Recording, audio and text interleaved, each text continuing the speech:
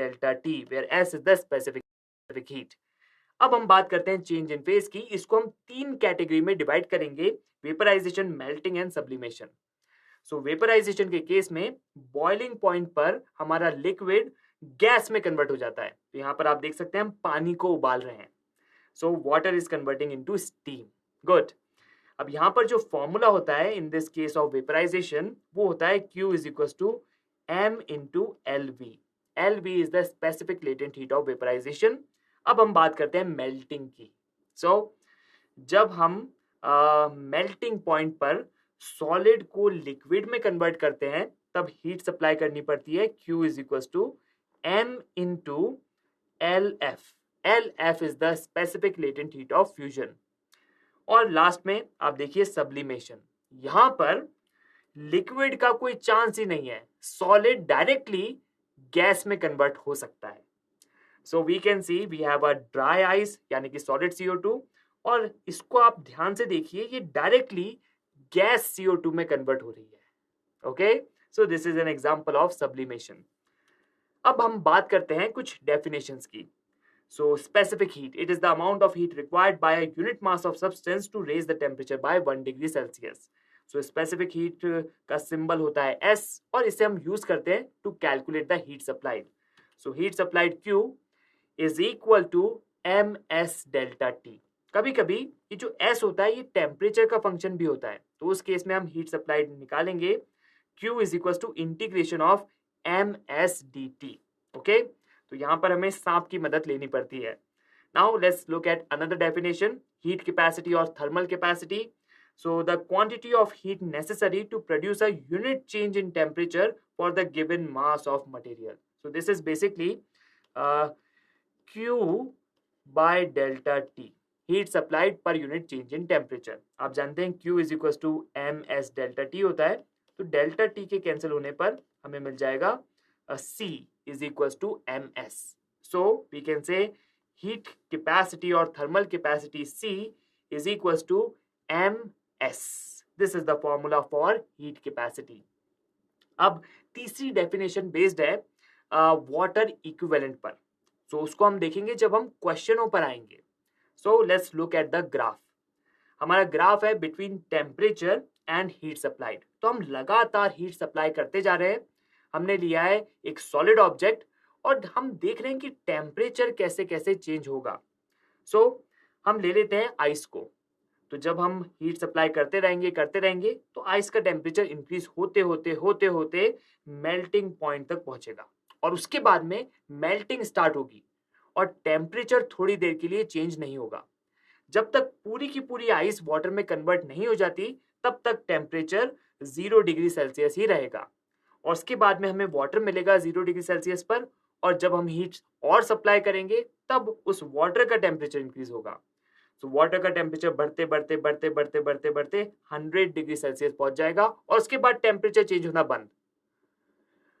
जब तक पूरा का पूरा वाटर स्टीम में कन्वर्ट नहीं हो जाता, तब तक टेम्परेचर रहेगा 100 डिग्री सेल्सियस. तो हमें मिलेगा water plus steam mixture eight 100 degree Celsius, और उसके बाद में जब पूरा वाटर स्टीम में कन्वर्ट हो जाएगा, तब और हीट सप्लाई करने पर स्टीम का टेम्परेचर इंक्रीज होगा.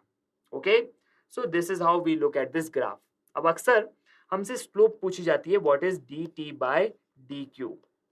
तो आप जानते हैं formula dq is equal to ms dt, right. तो स्लोप होगी dt by dq, this is equal to 1 by ms. यानी कि फॉर गिवन मास अगर स्पेसिफिक हीट ज्यादा है, तब ये स्लोप dt बाय dq कम होगी. Okay, so this is how we look at this graph. And finally principle of calorimetry, वो बेस्ड है कंजर्वेशन ऑफ एनर्जी पर. So heat absorbed is equal to heat supplied. So simple. Now let's look at our first question, which is based on mixing of liquids. So equal masses of 3 liquids A, B and C have temperatures 10 degrees Celsius, 25 degrees Celsius and 40 degrees Celsius respectively. If A and B are mixed, the mixture has the temperature of 15 degrees Celsius. If B and C are mixed, the mixture has the temperature of 30 degrees Celsius. If A and C are mixed, the temperature of the mixture is. जब हम A और C को मिला देंगे, तब mixture का temperature कितना होगा? What is the temperature of mixture? This is the question. अब चलिए सबसे पहले हम A और B के लिए इक्वेशन लिखें. तो ए है कम टेम्परेचर पर, बी है ज्यादा टेम्परेचर पर। जब हम इनको मिक्स करेंगे तो इस ग्रीन लिक्विड जो कि ए है इसका टेम्परेचर तो इंक्रीज होगा, और इस रेड लिक्विड जो कि बी है इसका टेम्परेचर कम होगा। So A will gain some heat, B will lose some heat.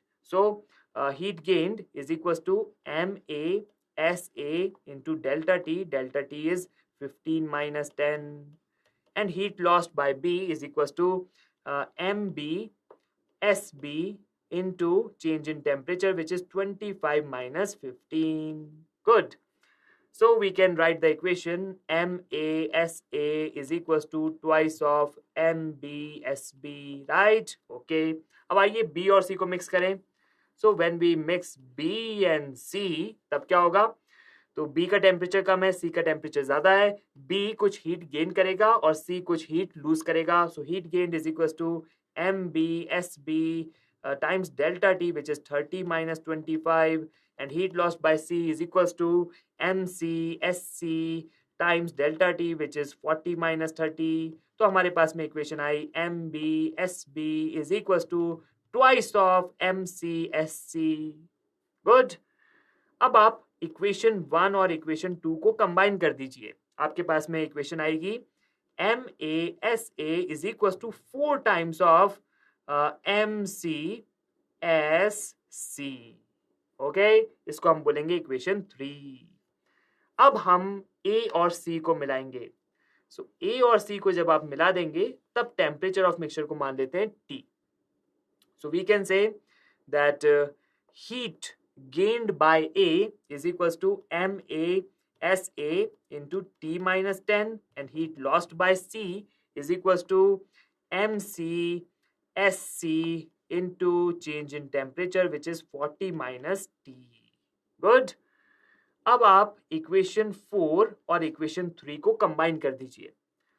सो हमारे पास में आया 4 times T minus 10 is equals to 40 minus T. Okay, तो इसका मतलब T आ गया 16 डिग्री सेल्सियस। क्या आपको ये समझ में आया? यस।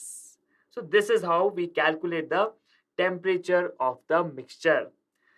अब हम बोलेंगे कि ऑप्शन ए 16 डिग्री सेल्सियस इस क्वेश्चन का सही आंसर होगा। चलिए मिक्सिंग ऑफ लिक्विड पर एक और क्वेश्चन देखें। A liquid of mass small m and specific heat S is heated to a temperature 2T. तो हमारे पास में ये ग्रीन लिक्विड तैयार है। Another liquid of mass m by 2 and specific heat 2S is heated to the temperature T. तो हमारे पास में ये रेड लिक्विड भी तैयार है।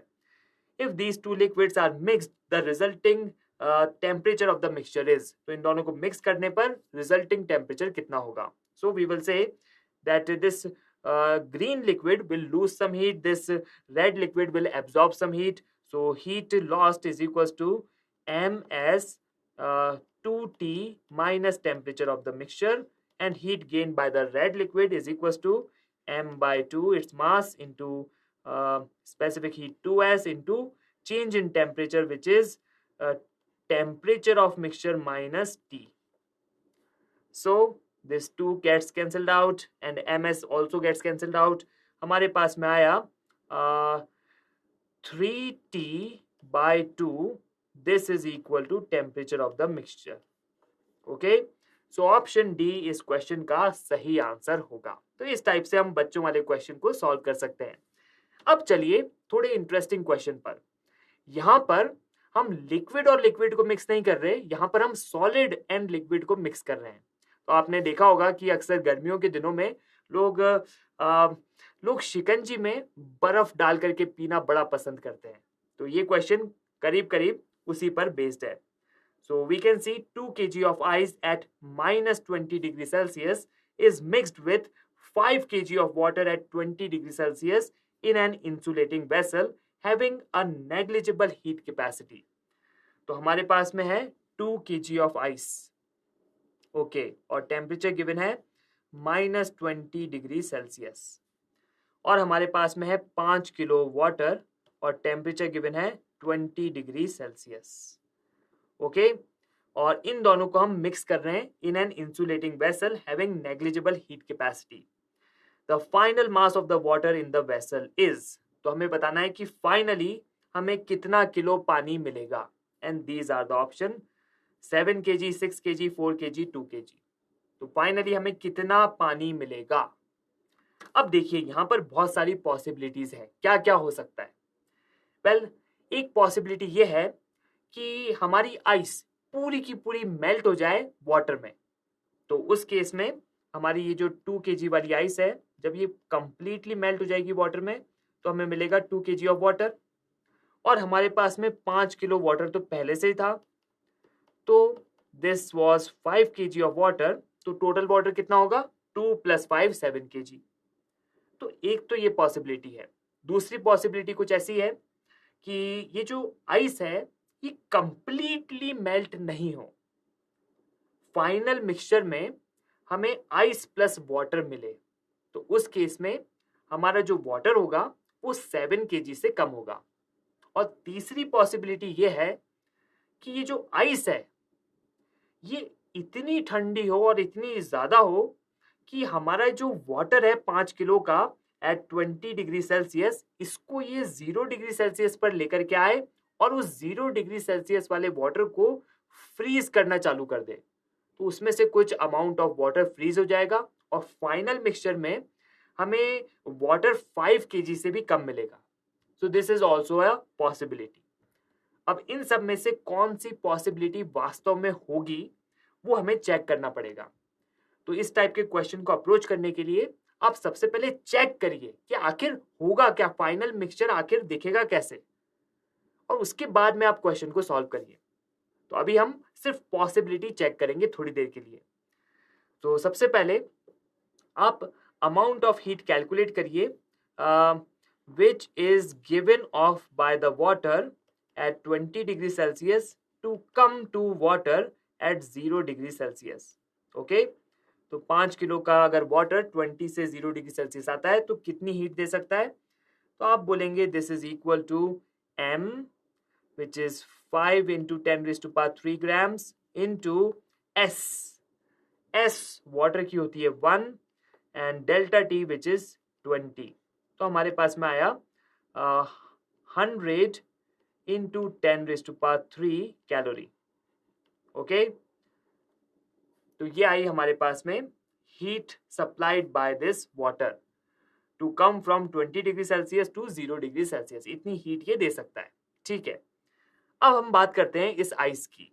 तो 2 किलो की आइस अगर 2 किलो की आइस में रहती है सिर्फ टेम्परेचर चेंज के साथ में, तब ये कितनी हीट एब्जॉर्ब करेगी। तो पहले का टेम्परेचर हम ले लेते हैं -20 डिग्री सेल्सियस। तो ये आइस 2 kg की फ्रॉम -20 डिग्री सेल्सियस ये आती है to an ice of 2 kg mass at 0 degree Celsius. ठीक है, इस प्रोसेस में ये कितनी हीट एब्जॉर्ब करेगी। तो आप बोलेंगे वो होगा m which is 2 into 10 raised to power 3 grams into s। Ice की जो स्पेसिफिक हीट होती है वो होती है 0.5 and then we have delta T which is 20। तो यहाँ पर आपको मिलेगा 20 into 10 raised to power 3 calorie. Okay, 20 into 10 raised to power 3 calorie. अब आप देखिए हमारे पास में जो वाटर हीट सप्लाई कर सकता था वो काफी ज्यादा 100 into 10 raised to power 3 calorie तक कर सकता था, और इस आइस को 0 डिग्री सेल्सियस पर लाने के लिए सिर्फ 20 into 10 raised to power 3 calorie चाहिए। तो इतनी हीट तो हमारा वाटर आराम से दे सकता है। ठीक है, अब आगे अगर हमारा वाटर हीट देता रहा इस आइस को तो क्या होगा, आइस मेल्ट होना चालू होगी। तो चलिए देखें कि अगर इस 2 kg की आइस को हम कंप्लीटली वाटर में मेल्ट करना चाहते हैं, 2 kg ऑफ H2O, तो उस प्रोसेस में हमें कितनी हीट रिक्वायर्ड है, इस प्रोसेस में कितनी हीट आखिर लगेगी। तो आप बोलेंगे यहां पर होगा फेज चेंज, तो हम फॉर्मूला यूज करेंगे mass which is 2 into 10 raised to power 3 into L which is 80। Okay, तो यहां पर आपके पास आ रहा है 160 इंटू 10⁻3। वाह!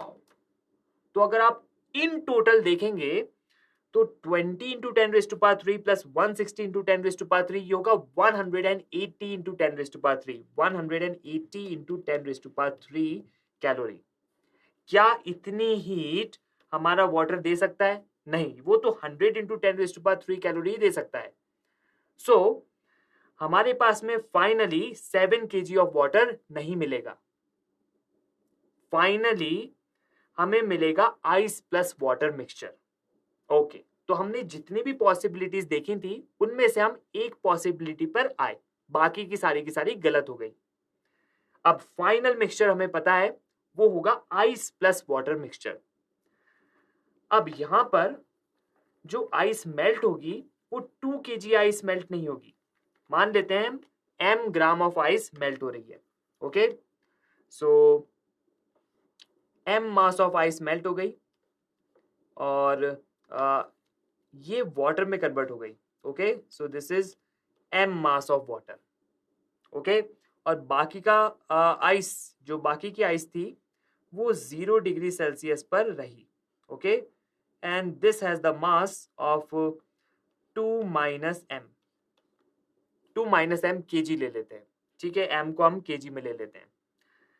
अब आइए इस m की वैल्यू निकालें। सो हमारे पास में फॉर्मूला क्या है? हमारे पास में फॉर्मूला है this m mass of ice when converts into m mass of water, m is in kg। तब हम फॉर्मूला यूज करेंगे, we have formula mass in grams which is m into 10⁻³ grams into 80। Understood? Yes. Okay. तो अब हम बोलेंगे कि heat lost is equal to heat gain. तो कितनी हीट लूज हुई है अभी तक? अभी तक हम बोलेंगे ये वाटर 20 डिग्री सेल्सियस से 0 डिग्री सेल्सियस पर आया तो इसने हीट दी 100 into 10⁻3। So this is the heat given and heat taken is equal to 20 into 10⁻3 plus m plus 80m into 10⁻3।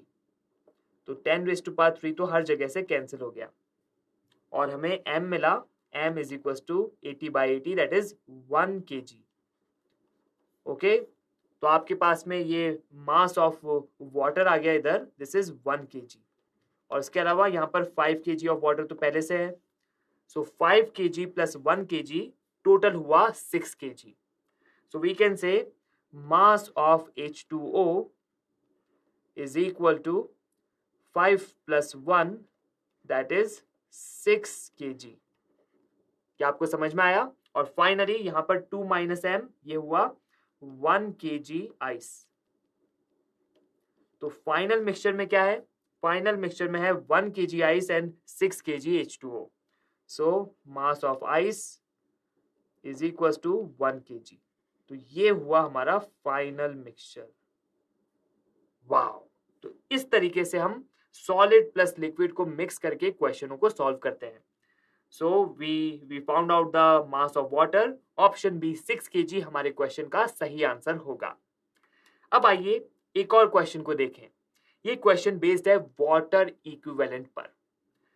The water equivalent of a copper calorimeter is 4.5 gram if the specific heat of copper is 0.09 calorie per gram per degree Celsius, then we have to pick the correct options. More than one option can be correct. अब water equivalent क्या होता है? Water equivalent of a body is equal to the mass of water which will absorb the same amount of heat as absorbed by the body for the same change in temperature। अगर आप इसे mathematically देखना चाहें तो हमारा water heat absorb कर रहा है, m equivalent is the mass of the water and we have specific heat capacity of the water 1 and change in temperature delta T। और इतनी की इतनी हीट हमारी बॉडी एब्जॉर्ब कर रही है। So we have mass of the body into specific heat capacity of the body into change in temperature delta T. Okay, तो delta T तो कैंसिल हुआ और m इक्विवेलेंट कितना आया? m equivalent is equal to mass of the body times specific heat capacity of the material of the body. Okay, so m equivalent is equals to ms. Now option A में हमें मास के बारे में बात करनी है. What is the mass of our calorimeter? Calorimeter is our body. तो calorimeter का मास कितना है? तो हम जानते हैं कि वाटर इक्विवेलेंट कैलोरीमीटर का है 4.5 gram. So we can say that 4.5 gram is equal to mass of the calorimeter in gram into S. And specific heat of the copper हमें given है 0.09. तो आप देख सकते हैं हमारे पास में मास आएगा. Mass is equals to 450 divided by 9, which is 450 by 9, which is equal to 50 gram. So 50 gram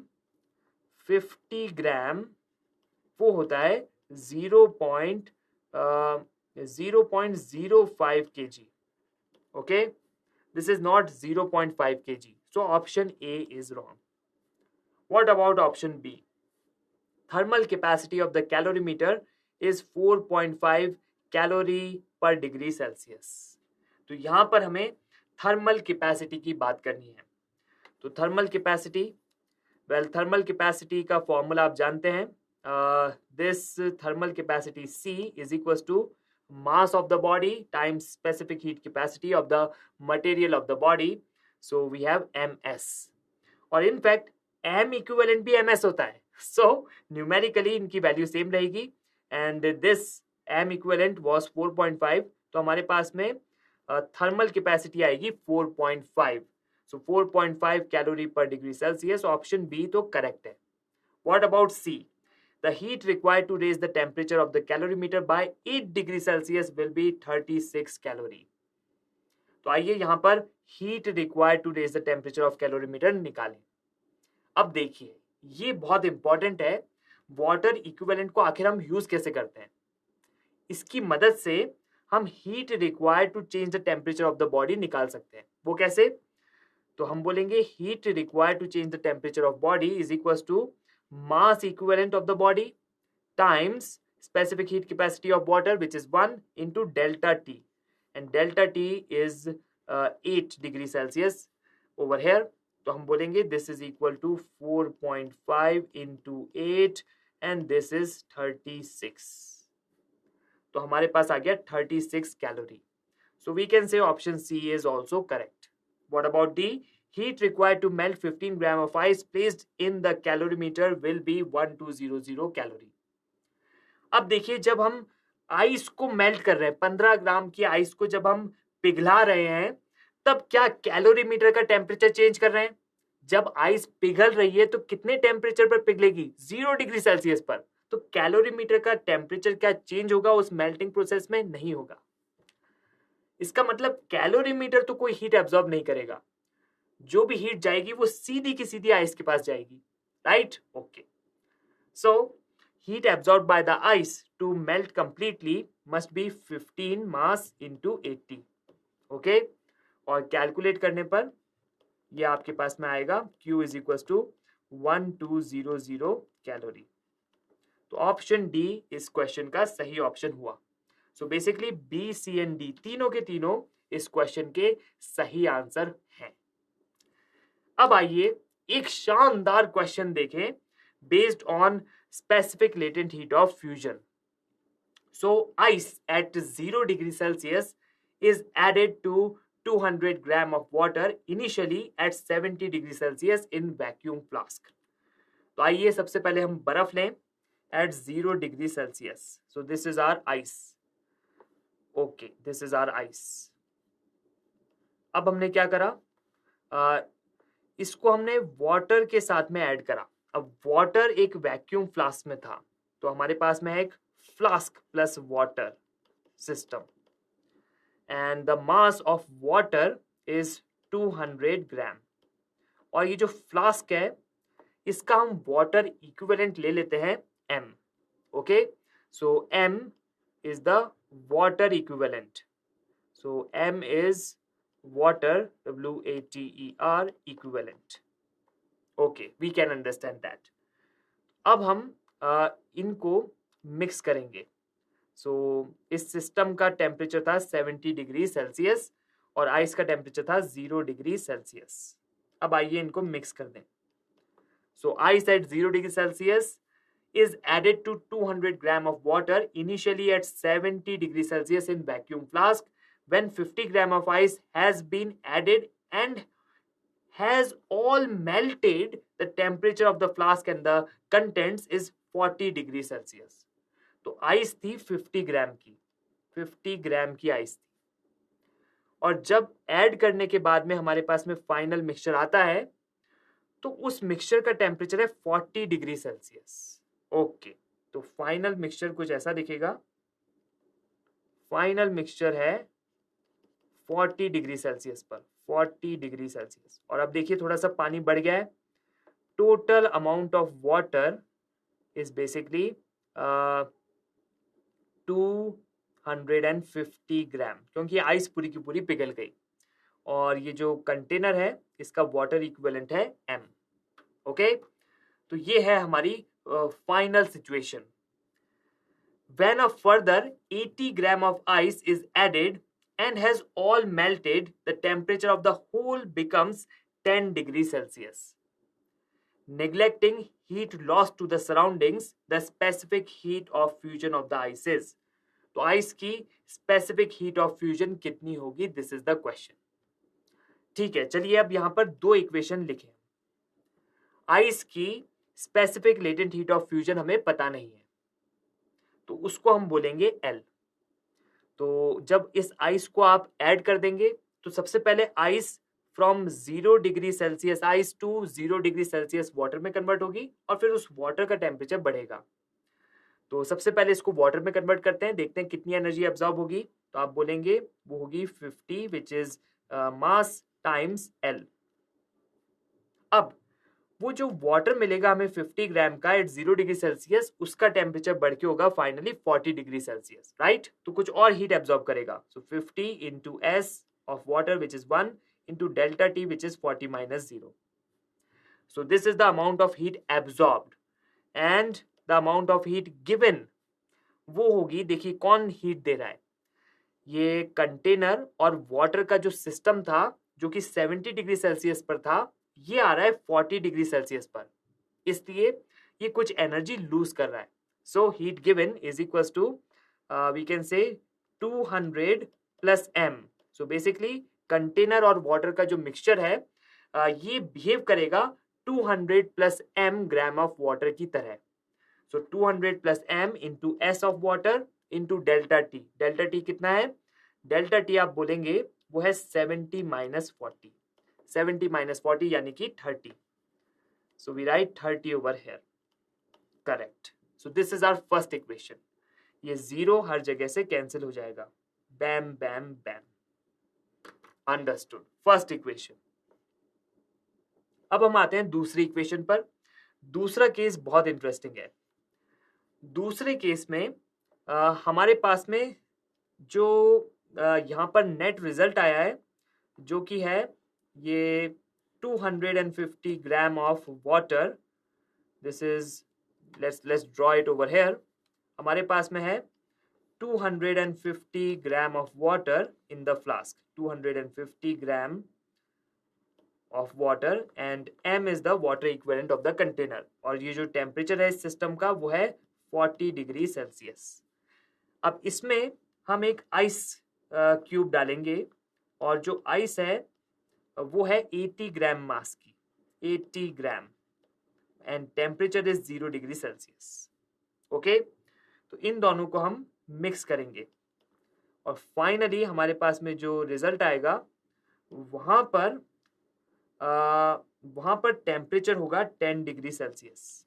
okay, 10 degree Celsius का हमें फाइनल आउटपुट मिलेगा.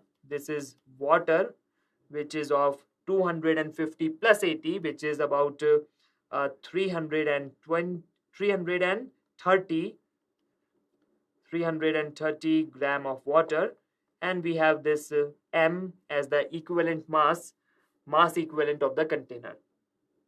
तो ये है हमारा फाइनल सिचुएशन। अब देखिए इक्वेशन लिखते हैं।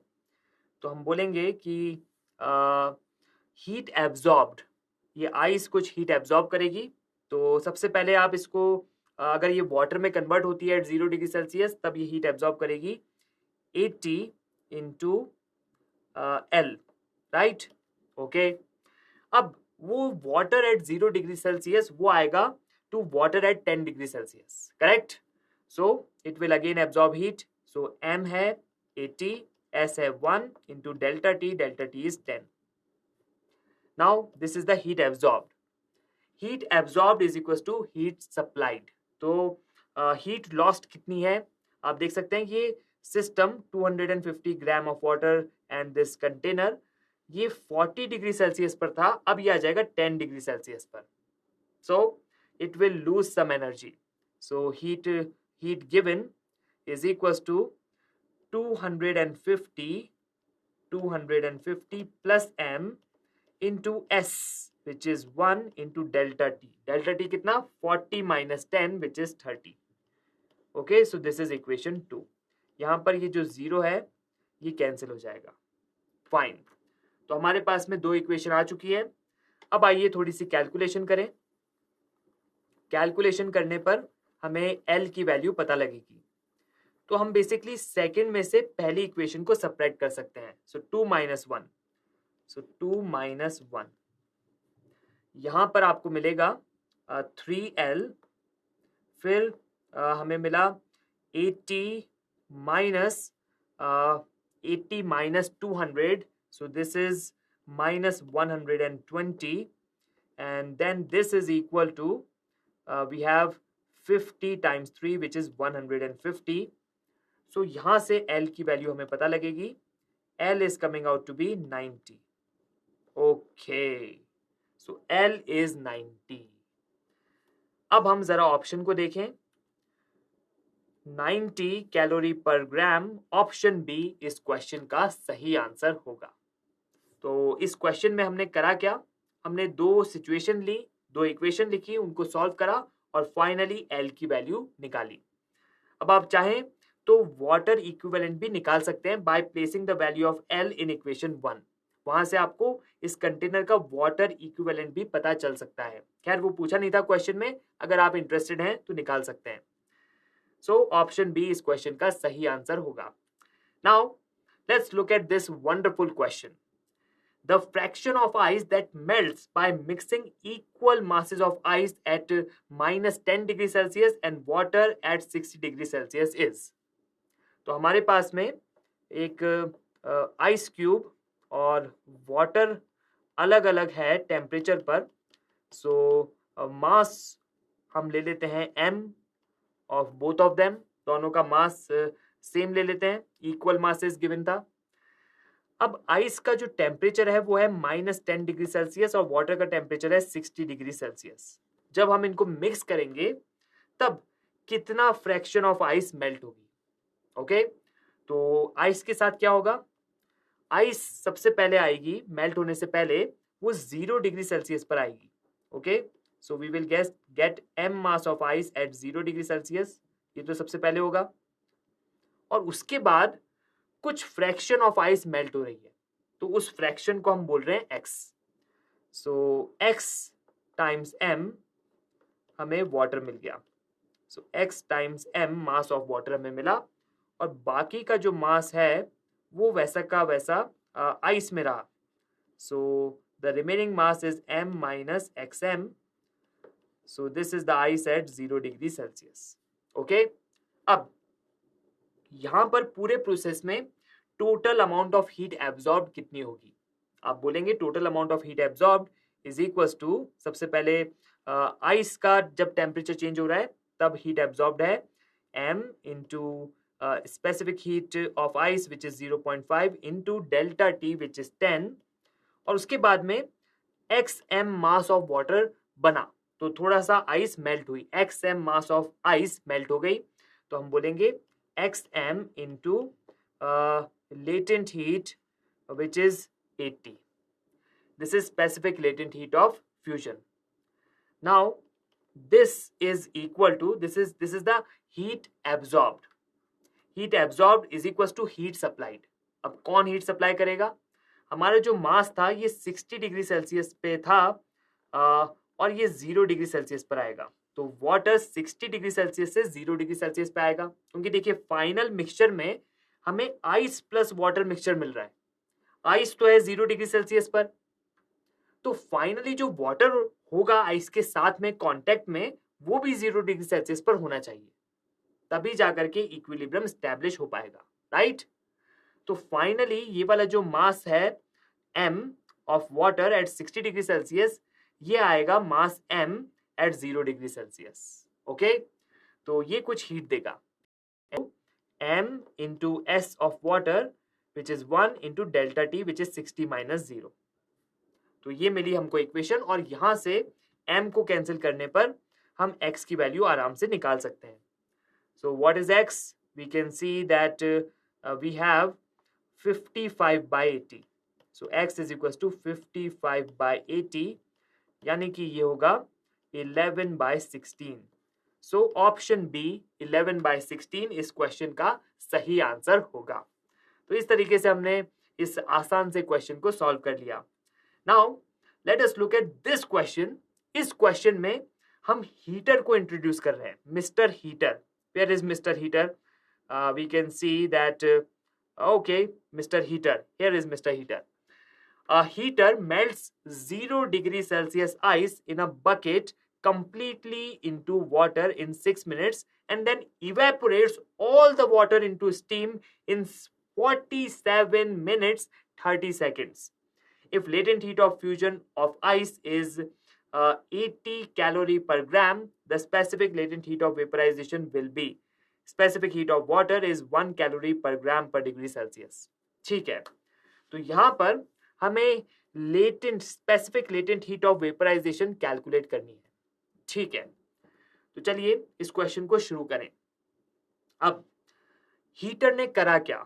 हीटर कुछ एनर्जी देगा। Energy given by the heater is equals to power of heater which is P times the time taken. Time taken उसको हम सेकंड में लिख देते हैं, और हमारे पास में जो एनर्जी आएगी वो आएगी जूल में, करेक्ट।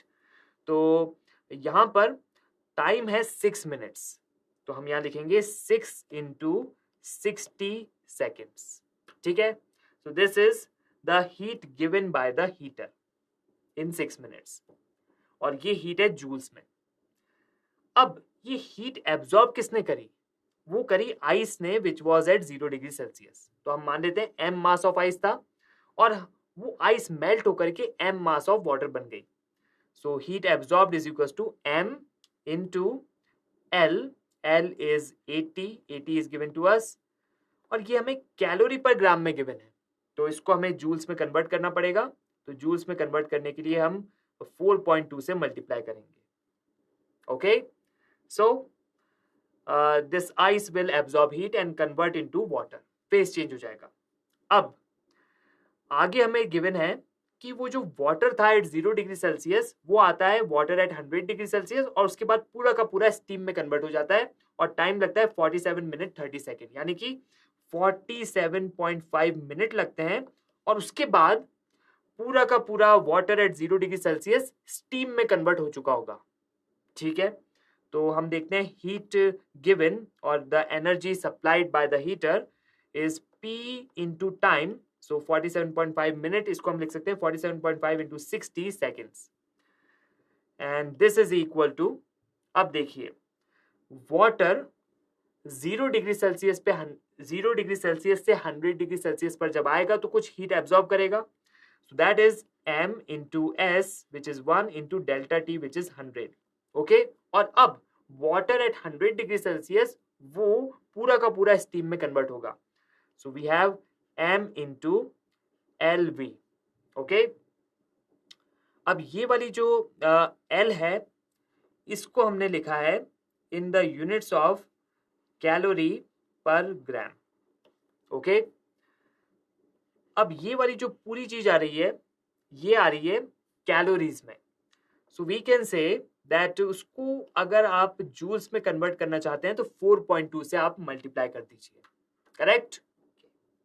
तो ये आई हमारे पास में दो इक्वेशन, और इनको आप डिवाइड करके एल की वैल्यू आराम से पता लगा सकते हैं। So let's just see what are we getting. तो इनको हम डिवाइड कर देते हैं। So second equation divide by first equation, हमें मिलेगा 100 plus L divided by we have 80, this is equal to 47.5 divided by 6। Okay, और यहां से हमें L की वैल्यू पता चलेगी 47.5 डिवाइडेड बाय 6 इंटू 80 माइनस 100। तो कैलकुलेट करने पर आपके पास आएगा 533.3 कैलोरी पर gram. So this is the answer, and option B इस क्वेश्चन का सही आंसर होगा। तो हमने हीटर वाले क्वेश्चन को सॉल्व करना भी सीख लिया। अब आइए हीटर पर एक और क्वेश्चन देखें। हीटर से पहले मैं आपको एक इंटरेस्टिंग फिनोमेना पर लेकर के जाता हूं। जब आप किसी गर्म पानी में हाथ डाल देते हैं तो हाथ जल जाता है ना। अब मान लीजिए वाटर एट 100 डिग्री सेल्सियस आपके पास में है, और स्टीम एट 100 डिग्री सेल्सियस आपके पास है। उबलता हुआ पानी और स्टीम, इन दोनों में से कहां पर आप हाथ रखना ज्यादा पसंद करेंगे? वाटर में, उबलते हुए पानी में, या फिर स्टीम में? स्टीम ऐसे उबल नहीं रही है लेकिन वो गर्म है, तो आप कहां पर हाथ रखना पसंद करेंगे? अगला क्वेश्चन है इसी पर based. So which of the following at 100 degree Celsius produces most severe burn? हमारे पास है hot air, water, steam and oil. अब सबसे पहले ये हॉट एयर एंड ऑयल, ये वाटर जितने खतरनाक नहीं होते, क्योंकि इनकी स्पेसिफिक हीट कम होती है, वाटर से कम होती है। तो अब जो कंपटीशन है वो है वाटर एंड स्टीम में। So we have H2O at 100 degree Celsius, and we have steam, STEAM, at 100 degree Celsius. इनमें से खतरनाक कौन है? मास दोनों का सेम है, बताइए कौन ज्यादा खतरनाक है? वेल, यहां पर स्टीम ज्यादा खतरनाक है। क्यों? क्योंकि देखिए स्टीम स्टीम में क्या क्या है। स्टीम हमको एनर्जी ई दे सकती है।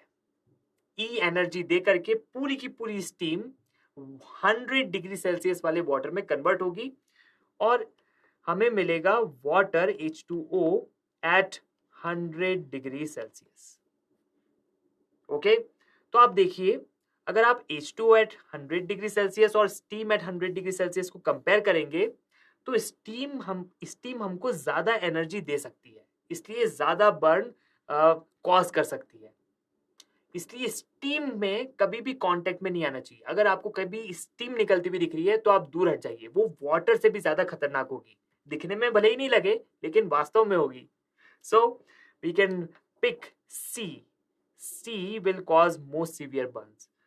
सो option C is the correct answer. अब चलिए अगले क्वेश्चन की तरफ। अगला क्वेश्चन है हमारा हीटर पर based. N emulsion heater in an insulated vessel of negligible heat capacity brings 100 gram of water to boiling point from 16 degrees Celsius in 7 minutes. The power of the heater is nearly. यहां पर हमें heater की power निकालनी है। तो question बड़ा आसान है। So we will say that power of the heater in watts times the time taken as 7 minutes.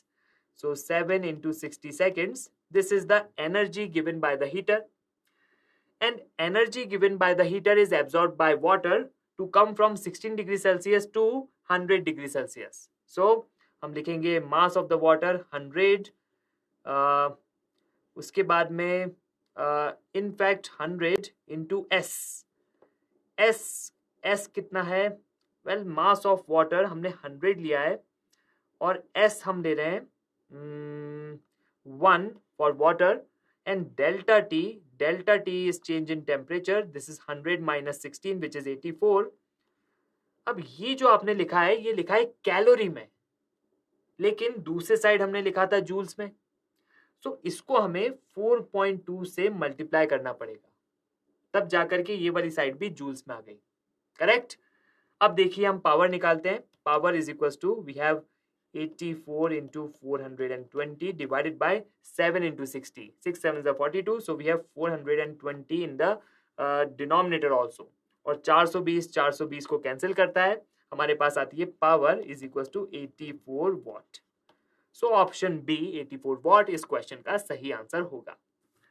अब हीटर पर एक और क्वेश्चन देखते हैं। An immersion heater of power 84 watt brings 200 gram of alcohol। अब इस बार हम वाटर को गर्म नहीं कर रहे, हम अल्कोहल को गर्म कर रहे हैं। So brings 200 gram of alcohol from 16 degrees Celsius to the boiling point of 78 degrees Celsius in 6 minutes 12 seconds, whereas 30 gram are vaporized in 5 minutes 6 seconds। Part 1 में हमसे पूछा गया specific heat capacity of alcohol. तो इस question के basically दो part हैं। पहले पार्ट में हमें specific heat capacity of alcohol निकालनी है, तो आइए उसे निकालें। तो हम बोल रहे हैं कि 6 मिनट 12 सेकेंड लगते हैं to change the temperature of 200 gram of alcohol from 16 to 78 degree Celsius. तो 6 मिनट 12 सेकेंड में कितनी एनर्जी हमारा हीटर देगा? तो आप बोलेंगे that is equal to power which is 84 times the time taken which is 6 minute 12 second. अब 6 minute मतलब 6 इंटू 60 सेकेंड्स, और इसमें हम 12 सेकेंड और जोड़ देंगे। Okay, so this is the amount of heat given, and amount of heat absorbed is equals to we can say mass of alcohol which is 200 into specific heat of alcohol, वो हमें पता नहीं, उसको हम S बोल रहे हैं, into delta T। अब specific heat capacity को हम ले रहे हैं in the units of calorie per gram per degree Celsius। Okay, ये है units। So ms delta T, delta T change in temperature 78 minus 16, so this is equal to 62। और ये आया हमारे पास कैलोरी में, लेकिन उसको आप जूल्स में कन्वर्ट करना चाहते हैं तो 4.2 से मल्टीप्लाई कर दीजिए। अब यहां से हम S को कैलकुलेट करेंगे तो हमारे पास आया 84 times 372 divided by we have 200 into 4.2 times 62 over here, so this is equal to S। और कैलकुलेट करने पर आपके पास में आएगा 0.6 कैलोरी पर ग्राम पर degree Celsius, and we can say option B इस क्वेश्चन का सही आंसर होगा। तो इस तरीके से हमने हीटर पर एक और क्वेश्चन देखा।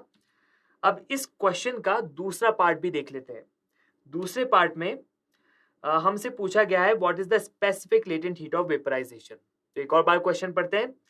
An emulsion heater of power 84 watt brings 200 gram of alcohol from 16 degrees Celsius to the boiling point of 78 degrees Celsius in 6 minutes 12 seconds, whereas 30 gram are vaporized in 5 minutes 6 seconds। तो 30 ग्राम को vaporise करने में 5 minute 6 second लगे। The specific latent heat of vaporisation of the alcohol is, हमें LV find करना है। Okay, तो इसको फाइंड करने के लिए हम बड़ा सिंपल सा तरीका देखते हैं। 5 मिनट 6 सेकेंड्स, ये टाइम कितना हुआ? So time which is 5 minute 6 second, so इसका मतलब होता है 5 into 60 seconds plus 6, so this is 306 seconds. इतने टाइम में हमारा हीटर कितनी पावर देगा, हमारा हीटर कितनी एनर्जी देगा? पावर गिवन है 84 watt, so power 84 times the time which is 306, इतनी एनर्जी हमारा हीटर देगा। और इतनी एनर्जी हमारा अल्कोहल जो कि बॉइलिंग पॉइंट पर था वो एब्जॉर्ब करके इवेपोरेट होगा, सो इट विल वेपराइज, जो 30 ग्राम वेपराइज होगा। So we can say M which is 30 into L। अब L का यूनिट क्या ले रहे हैं हम? L का यूनिट हम ले रहे हैं कैलोरी पर ग्राम। ओके, सो 30 इंटू L। अब ये आ रहा है कैलोरी में आंसर, इसको हमें जूल्स में कन्वर्ट करना पड़ेगा, क्योंकि यहां पर जो हमने पावर ली थी वो वॉट में ली थी। जूल्स में कन्वर्ट करने के लिए यहाँ पर हम 4.2 से मल्टीप्लाई करेंगे. ओके, अब यहाँ से L क्या आ रहा है? So L is coming out to be, we can see we have 84 into 306 divided by 4.2 and we have 30 over here. Okay, so we can see we are getting 10.2 10.2 and then we have we can say we have 2 divided by 10 over here. Okay, so this is what we are getting. No, not 2 by 10, we are getting 20 over here. Yes, so basically we have 102 times 2, which means we are getting 204 calorie पर ग्राम. अब जो option है उन option में calorie पर ग्राम वाली unit कहीं पर नहीं है. तो आइए दूसरी यूनिट में देखें इसे. सो L इज इक्वल टू 204. अब एक कैलोरी को आप लिख सकते हैं 4.2 जूल्स और एक ग्राम को आप लिख सकते हैं 10⁻³ kg. ओके, तो आपके पास में आएगा about nearly about 856 into 10⁻³ joules per kg. So this is L and we can say that option B इस क्वेश्चन का सही आंसर होगा. So ये था हमारे डिस्कशन का लास्ट क्वेश्चन. आज हमने पूरा कैलोरीमेट्री रिवाइज करा. I wish you all the luck, stay healthy and keep learning. Bye bye.